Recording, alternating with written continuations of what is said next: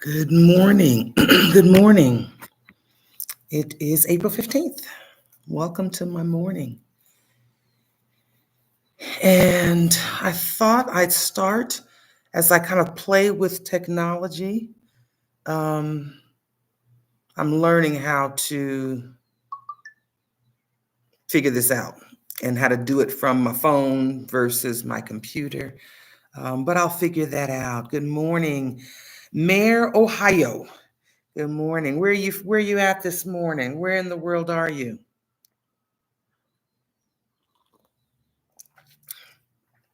Hopefully, you've gotten your book, and I hope you've had some time to reflect on that and kind of sinking into the groove of this. The technology may be one of the challenges with me, but I'm trying to learn it so we can do this without the frustration and aggravation that happens sometimes when technology doesn't cooperate with um, what I'm thinking. But this time, each day, I'm committed to setting aside Arkansas, Bentonville, Arkansas. Don't think I've ever been there. Supreme Right, Wilmington, Delaware. Oh, wow, different parts of the country. And as you may already know, I'm down in Cuenca, Ecuador, watching the sun come up out of my window. It's a real consistent balance. Amina in Chicago. All right. And this morning, Lancaster, Pennsylvania, Francis, welcome. Mayor and Kimberly and Jackie. Jackie, good morning. Jackie, I know, was in North Carolina. Amina, Francesca.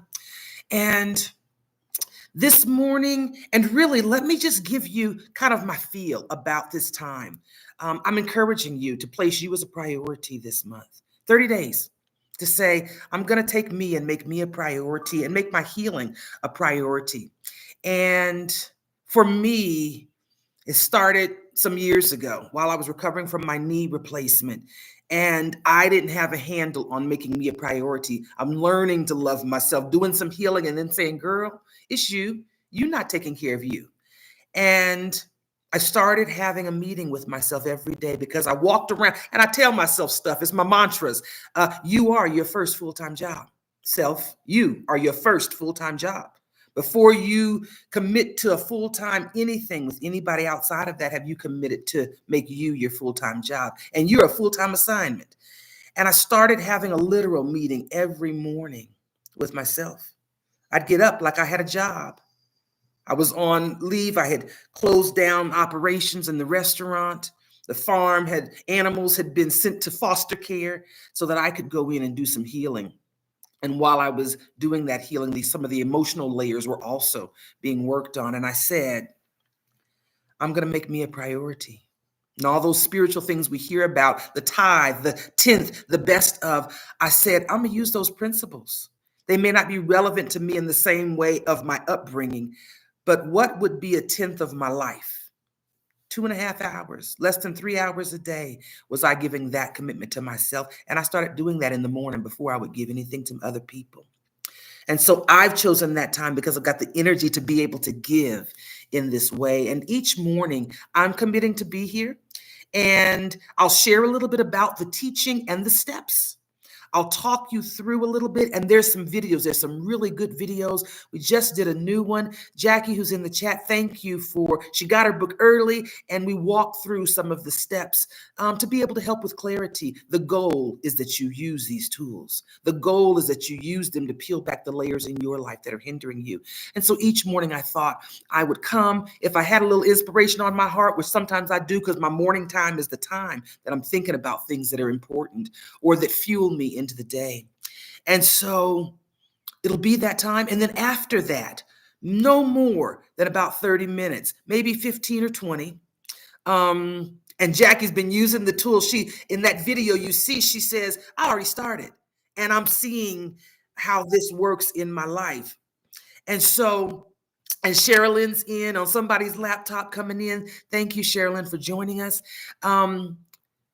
We want you to know how to use them. I've got playlist videos. If you get in a pinch in using this month, let me give you your backup resources to start with. If you go to nowastedtime.com and you scroll down to the resource section of the page, there's a link that'll take you to a playlist on YouTube.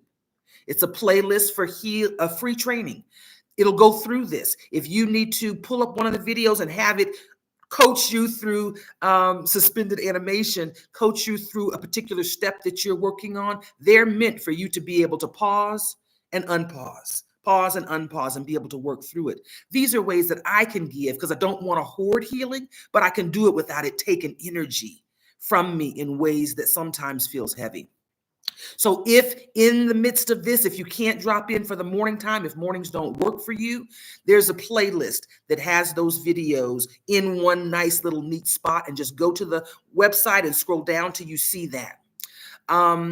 You can play these back if there's information that may come up, or if you just want to use this as a timer. Maybe afternoons or evenings work better. Maybe nights works better for you. And you want to just turn this on and kind of join us, knowing that we're holding this sacred space in spirit, even if we're not live with you. Then that's another way that you can use this. And we want you to rely on your book. Your book's got some of the step-by-step. And this is where I just say, trust the process. In some of the more detailed training, we go into some of the whys and some of the other nuances, but trust the process. Go through the cycles one at a time. And then the challenge. The challenge is that you commit 30 days, but think about some of the things that you may want to address and just try it out.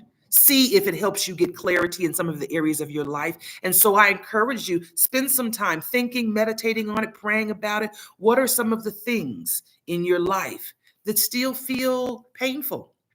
And the way that I tell people to think about it is, think about a time where you had an uncomfortable emotion. Could be a slight discomfort or really severe discomfort or pain in your life. Those oftentimes are the flashlights that say this might be a place where there's some damage. How about we take a look here and see if there's any damage? So I encourage you this month, set a challenge for yourself. Do you want to do one cycle a day? Do you want to do one a week? Do you want to do one every other day? But talk to yourself about what you really want to get out of this, and then start by making a list. And this goes into some of the training. Make a list of those incidents. And I'm not talking about big blocks of your life. I'm talking about an incident. Yesterday, I went to the store and the lady ran over my foot with the shopping cart. And I felt my trip to the supermarket, or the basket running over my foot at the supermarket. Something that tries to capture a moment, because we're talking about one bite at a time, because we can be successful at one bite at a time, one layer at a time.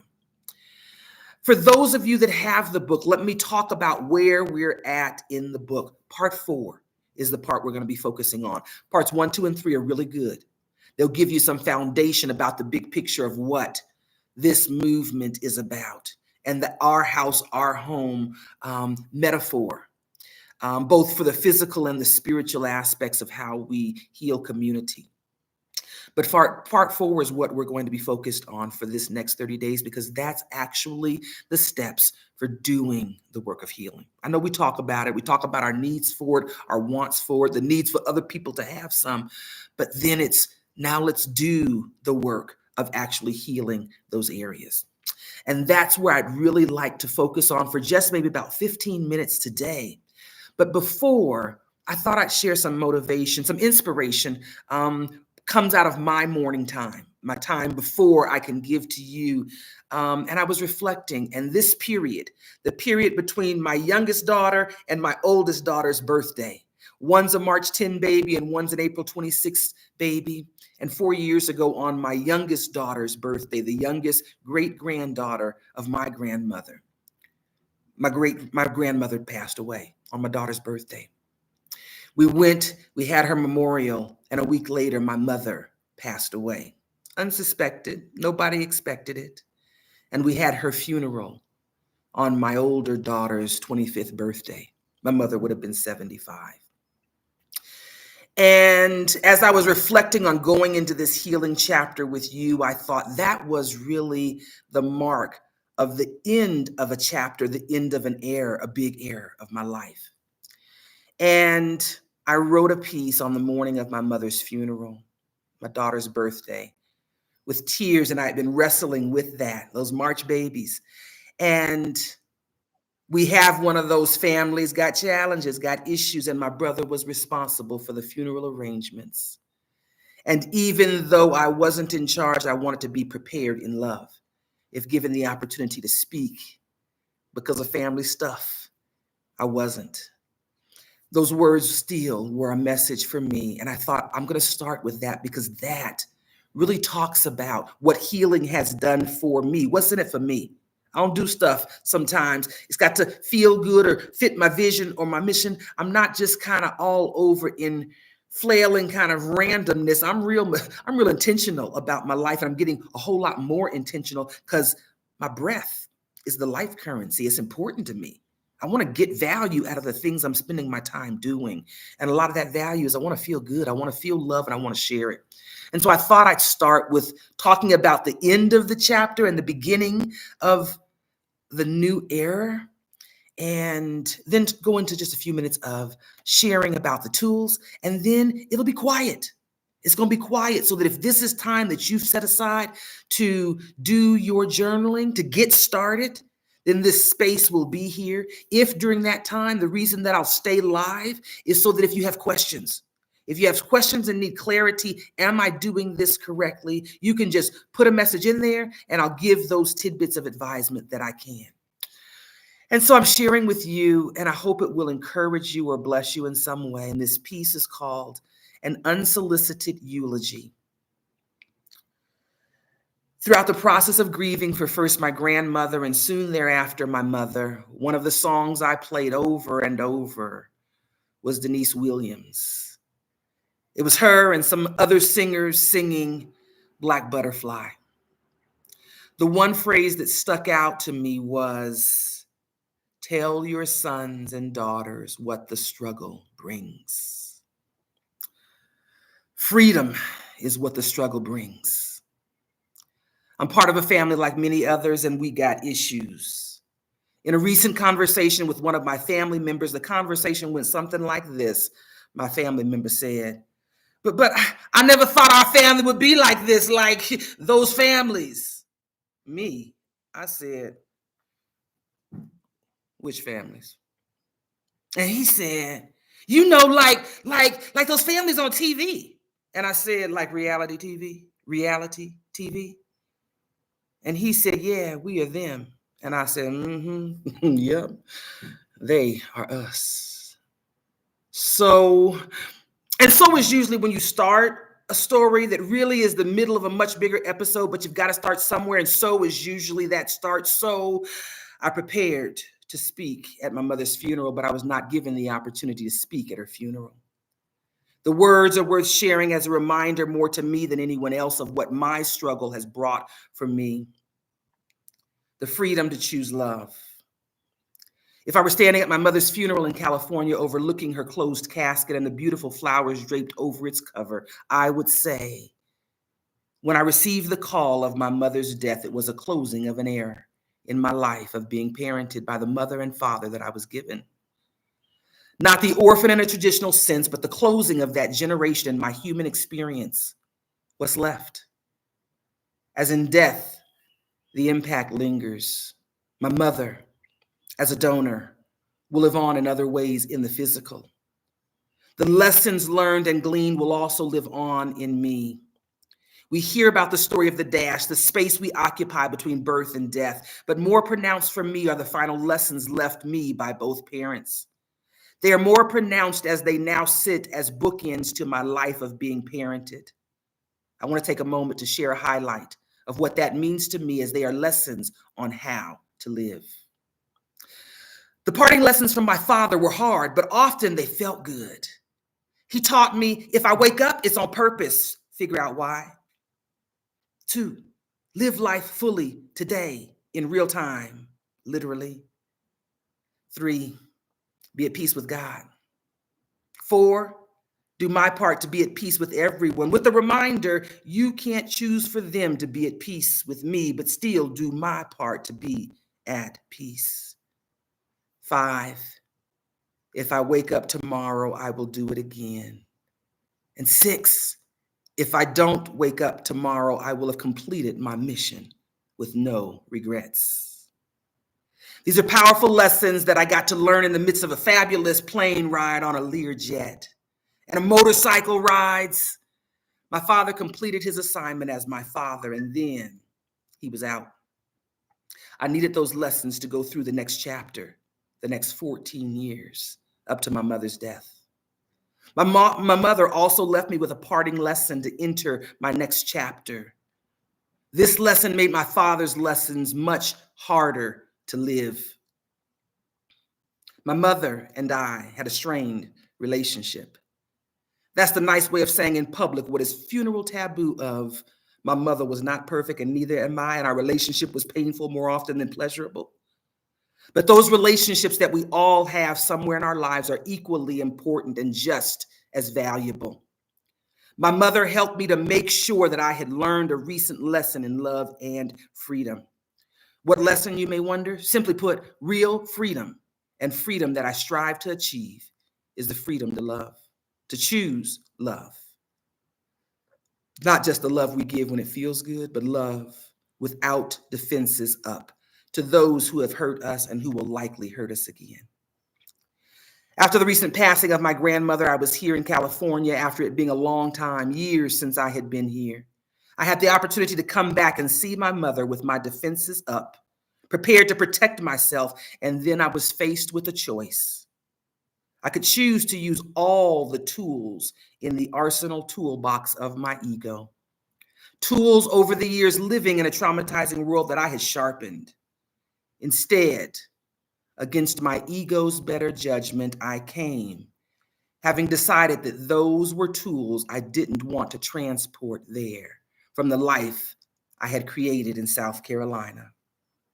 I would not be that kind of bag lady on that trip. Instead, I decided to try freedom.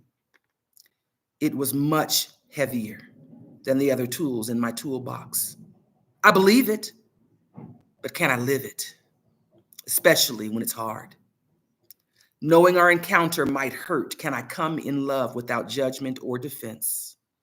My last private face-to-face encounter with my mother was my test. Can I live it?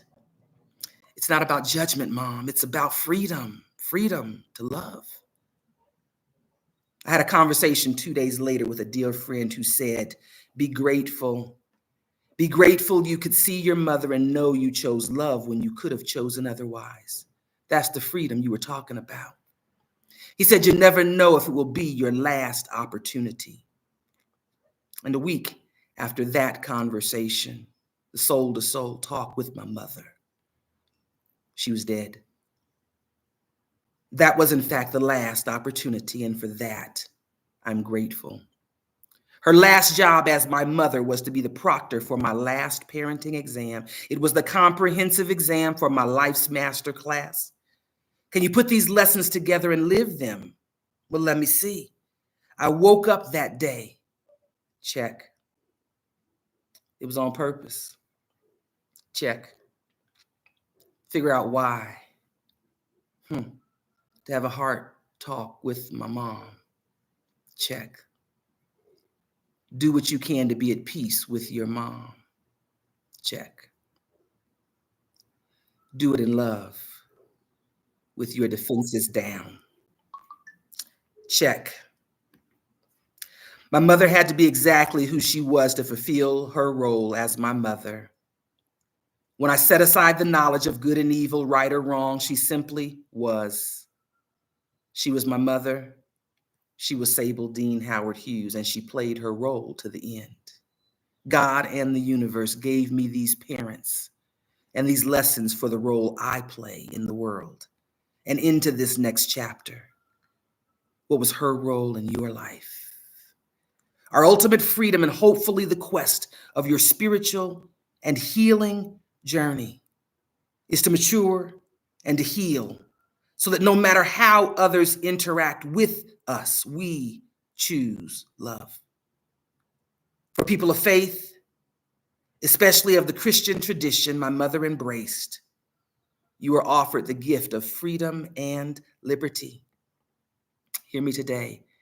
That freedom includes the freedom to choose love. But they might hurt me. Yes, but I get to choose who I am. And I choose love. I choose light. Through my test, I can now credit my mother for teaching me that true freedom is the freedom to love.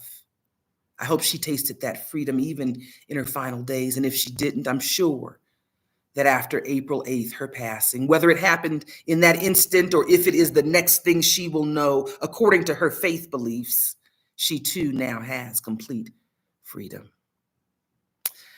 Thank you for your patience in allowing me to share this. This was written in memory of my mother, Sable Dean Howard Hughes.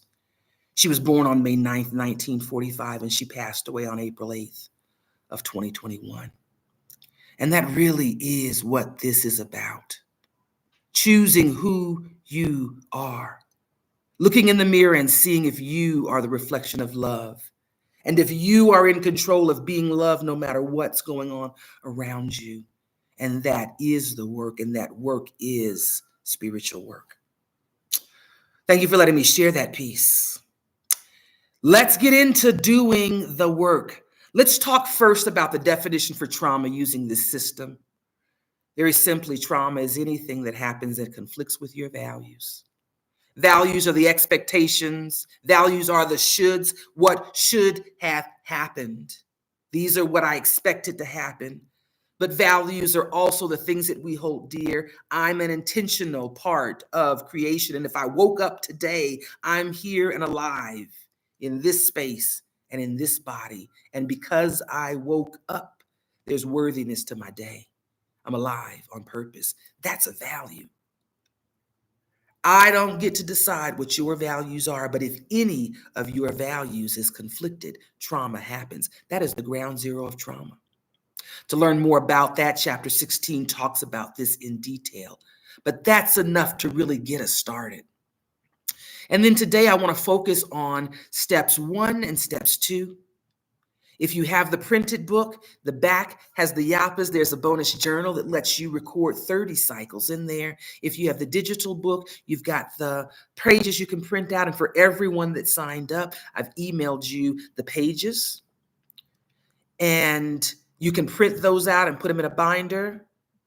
And if that works for you, find what works for you. Some people just use it as a guide and have their own personal journal that they put their things in.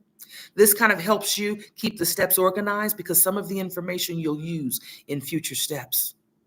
So if you have your book, let's go to chapter 17, or at least put that as a reference in your mind because that's where we start talking about step 1. This is a 5-step process. Count to 5. Make those 5 counts matter.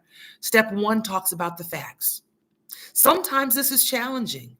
When you ask somebody what happened, oftentimes you get a whole bunch of information and sometimes it's not really connected with the facts. So this is going to challenge you, facts.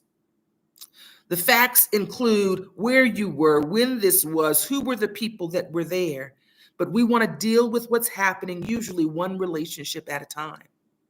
As you heard in this story, I had a conversation with my mother. If I were going to title it, I might title it My Last Talk with Mom. We encourage you to put that title in 6 words or less that makes that moment different from others. So if you have to come back to it, that moment makes sense to you in your mind. What is this situation? One moment. And you get to pick. Find something that irritated your spirit. Find something that made you upset or express some sort of uncomfortable emotion for you. When was that time? This can be big or small because all of it's trauma and trauma is cumulative. It adds up. And so removing one small layer is still progress. Removing a big layer just means there's a whole lot more progress on more space within our hearts. But all progress, regardless of the speed, is progress. And so we start with telling the facts. A couple of things that I want you to remember as you're writing this is past tense. It already happened. In this process, we try to stick to the I's and the U's. I did this and you did that. We don't mention names because part of the community integration maintains the privacy and centers you and your healing, not the other parties that may have been involved. You are responsible for your healing, and this is dedicating the healing time and the healing energy to you. You'll write out the facts of the story, what actually happened, not what you thought about, not what you speculated they were thinking, not their reasons or justifications, not your justifications for how you acted in the situation, just the facts. I went to my mother's house with my youngest daughter. I planned to have a conversation with my mother and asked permission to meet with her in advance. I went and I had a conversation with my mother. I told my mother these things. My mother said these things. I then finished the conversation. I got up. I told my mother I loved her, and I left her house. And 1 week later, almost to the minute, she dropped dead of a heart attack. That would be my story. Not what I thought about it, not the explanations, just the facts. But part of the facts that sometimes we dismiss are, what did I feel?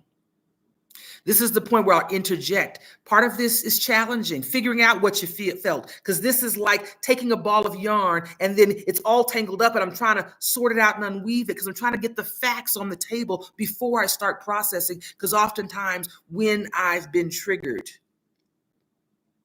I go into response mode, fight or flight. I go into defending myself. I go into soothing myself in ways that help me feel back to some sort of calm. Good morning, New Jersey. Welcome in. I stop getting all the facts of the situation because my emotions may get triggered. But in this process, step one is about fact finding, and your feelings are part of the facts. Maybe you don't have the words. I felt some kind of way. That's a start. But we want to practice putting words to it. So I encourage you, go online, find a feeling wheel or a feeling wheel list. Wheel like in the wheels on the bus go round and round. Feeling words, feeling lists, or feeling wheels. And I challenge you to use that beside your book, beside your journal. What did I feel? Go through the list. Maybe you felt angry and frustrated and disgusted and loved. Maybe you felt disrespected but heard. Maybe you felt a whole lot of things that's all mixed up. How many emotions did you have? I don't know, but you do. How deep are you wanting to dig? Some days you got energy to go deep. Other days you don't. You may have things in your life that lets you just do some surface cleaning. Others of you may have more energy to be able to do the deep dive. As you think about your first few stories, the things that you want to address, things that have caused you some pain, and you want to make sure you've got all the tentacles of damage removed. Maybe it's something you thought you've already healed from. Great, take that. Because this is saying, let me check and make sure there's nothing left. As a farmer, I understand about weeds. If you leave any of those roots, they will come back, and they usually come back stronger than the first version. Version 2 of weeds that you've only partially cut down come back with a vengeance. They're on a mission to survive. And so are those parts of our ego that are damaged. So step 1, what happened? And what happened includes what I felt, because that's fact. Can anyone tell you you didn't feel that kind of way? You didn't feel some kind of way? Oh, I guarantee you I did. I felt it. You may not want me to feel that way. I felt disrespected, but I didn't disrespect you. I don't care what you thought you did. I felt disrespected. Whatever you did triggered something in me, and it made me feel disrespected. It has nothing to do with what you thought you were doing in your interactions. My truth is I felt that way. So step 1, even though it sounds very simplified, challenge yourself. Is this fact? Recently, I had a group of older women here. They're doing the month-long intensive healing sabbatical, or gangster grannies. And they said fear, insecurity, and guilt that leads to self-sabotaging behavior. I said, that's how it works. And they said, we're going to call those figs. Figs. We're going to call it FIGS: fear, insecurity, guilt, and they make us reach for self-sabotaging my behaviors, my drugs of choice, behavioral, the things I do that are really covering up my fears and insecurities. You know, maybe that's what happens. And so that is step one. Now you can do one incident or you can do several and do all of the step ones at a time. And then let me talk just briefly, in case you go forward to step two, let me talk about step two. And you can go as fast as you want. You can go through all the steps, but we'll talk about those two today, and then we'll give you some time to just work on your stuff. Step two, after you've given yourself time to feel those feelings, sit with that. If you need to feel that anger, go outside for a walk. Be honest with yourself. Don't pretend it's not there, because this is about honesty. You can heal if you can get honest. How'd you feel? Once you have gone through and you feel like I've come back to my right calm mind, I'm ready to go process some more. Let's move on to step two. Step two is going to ask you some things. Now that you've talked about this story, you've put the facts of this story, maybe the focus is something. Maybe the focus is something different. My mother died, or the last conversation with my mother. But what is this all about? This was the final lesson about freedom and love. That's what it was really about. And so in step two, if you can give it some sort of summary, what's the summary for you? Maybe the title did it, maybe not, but it gives you an opportunity to really think, what was this incident really about for me? It gives you the opportunity to reflect on your emotions. Have any other emotions come up since you put your pen down at the end of step one? Are there any more emotions that are coming up now? I felt it, or I'm feeling it right now. And then we start asking, as you look at this situation, what are the values? What are your values? What are your expectations? I expect my mother to be exactly who she is. That's my value system. I expect her to be who she is. I have the right to be honest. That's my value system. I have the right to choose to move in love. That's my value system. What are the other values? What should my mother do? What should she do in this relationship? She should want to hear my heart. Can I control her wanting to hear my heart? No, but my value, my expectations are she should want to hear. Now, if she chooses not to want to hear my words to her, that would be a confliction in my values. My expectation and holding that expectation when she doesn't have to honor my expectations could create some trauma in my life. But those are my values. And in your situation, you'll talk about your values. What do you believe? And then you'll talk about your losses. What did this cost me? Before that, I think in the instructions, it'll tell you, and what did you do? Here's what happened. Step one, here's what I felt, my facts. Step two says, what are the values? Then what did I do? And what did it cost me? What are the losses? In this case, my value was I should take the opportunity to be at peace with my mother. What were the losses? There were no losses from doing that. I'm going to go have a talk with my mother. What were the losses? The anxiety and the stress in preparing to have that conversation took time and energy out of my life. Was that a loss? No, it was an investment. Okay, self, no loss. In some situations, there's losses. This thing happened, and I lost a relationship, or I lost a friendship, or I lost a marriage. Losses come in all kinds of ways. I lost quality time feeling good about life. I lost time because my response put me into depression. I lost quality of life. Maybe I was injured. I lost being pain-free in life. And then we take time to sit with that. Does this bring up any more emotions that I haven't addressed? So step 1 is about the facts. Step 2 through 4 are still about the facts, but we take and begin to put different parts of our situation on the table. What were the values at play? I believe people should be treated with respect. That's my value. I cussed her out. I felt like when I'm angry, I can say what I want to say.